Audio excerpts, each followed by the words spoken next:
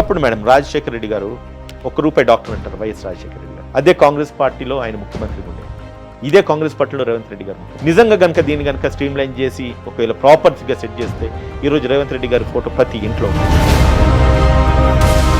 తనకు జరిగిన ట్రీట్మెంట్ కూడా ప్రాపర్గా జరగలేదని చెప్పేసి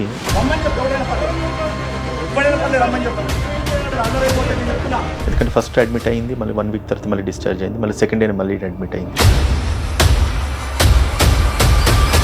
నాకు ఎప్పుడు ఏమైనా కూడా ఫస్ట్ ఆఫ్ ఆల్ మెడికల్ షాప్కి వెళ్ళి గోల్డ్ కొనుక్కుంటే, ఎందుకంటే డాక్టర్ నేను నమ్మను కాబట్టి. ఇంత పెద్ద స్టేట్లో, ఇంత పెద్ద హైదరాబాద్లో మీకు ఒక మంచి డాక్టరే దొరకట్లేదు. నన్ను కిమ్స్ సన్షైన్ హాస్పిటల్ గచ్చిబౌలి బ్రాంచ్లో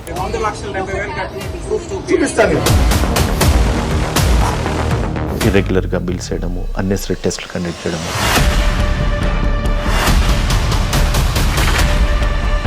కిమ్స్కి వెళ్ళినప్పుడు ఇంతే ఉంటుంది బిల్లు, అదే లోకల్ హాస్పిటల్కి వెళ్తే వేరేలా ఉంటుంది, గవర్నమెంట్ హాస్పిటల్కి వెళ్తే వేరేలా ఉంటుంది. అంటే ఈ కంపారిజన్స్ అన్నీ కూడా దాంట్లో కిమ్స్కి పోతా, అపోలోకి పోతా, యశోదకు పోతా, కేర్కి పోతా.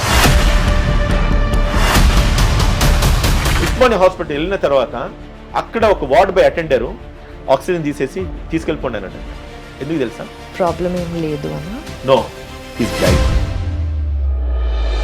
ఒక టీవీ ఛానల్ అతను ఫోన్ చేసేసాను, అన్న మీరు చేసిన ఇంటర్వ్యూ మాత్రము గుండెని తట్టేసిందన్న, నేను అనుభవించినాను, మీరు ఒక్క బయట మా ఛానల్ వేస్తే కనుక బొంబాట్ అయిపోతుందని మా పర్మిషన్ లేదు.